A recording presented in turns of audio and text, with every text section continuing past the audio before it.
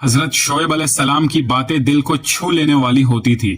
कुछ लोग चुप होकर सुनते भी थे, लेकिन कौम के सरदारों को ये बातें पसंद नहीं आई, क्योंकि उनका पूरा निजाम ही धोखे पर चल रहा था।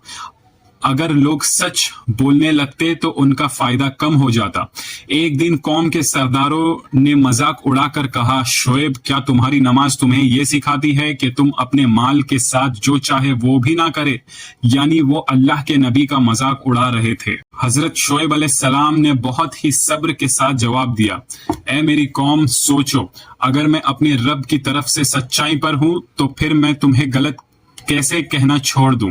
लेकिन उनके दिल तकब्बुर से भर चुके थे, वह सच सुनना ही नहीं चाहते। कौम का गुरूर और धमकियां। दिन गुजरते गए, हजरत शोएब अलैहिस्सलाम उन्हें समझाते रहे, कभी प्यार से, कभी अल्लाह के अजाब से डराकर, लेकिन कौम और ज्यादा जिद पर उतर आई। वो कहते, शोएब, हम तुम्हारी बहुत सी बातें समझते ही नहीं और हम तुम्हें अपना अंदर कमजोर समझते हैं। यानी वो अल्लाह के नबी को नीचा दिखाने की कोशिश कर रहे थे।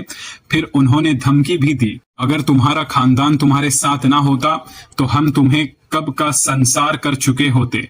लेकिन हजरत शोएब अलैहिस्सलाम ने फिर भी हक बात कहना नहीं छोड़ा। उन्होंने कहा, क्या मेरा खानदान तुम्हारे नजदीक अल्लाह से ज्यादा इज्जत वाला है? यह अल्फाज सुनकर भी कौम पर कोई असर नहीं हुआ।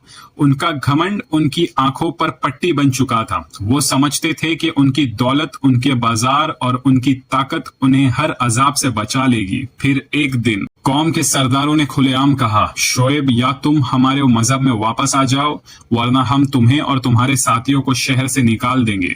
सोचिए, अल्लाह के नबी को उनके ही शहर से निकल जाने की धमकी दी जा रही थी। लेकिन शोएब अलैहिस्सलाम ने पूरी हिकमत के साथ जवाब दिया, क्या हम तुम्हारे गलत रास्ते पर वापस आ जाए, चाहे हमें उनसे नफरत ही क्यों ना हो? और फिर हजरत शोएब अलैहिस्सलाम ने अल्लाह पर भरोसा कर लिया।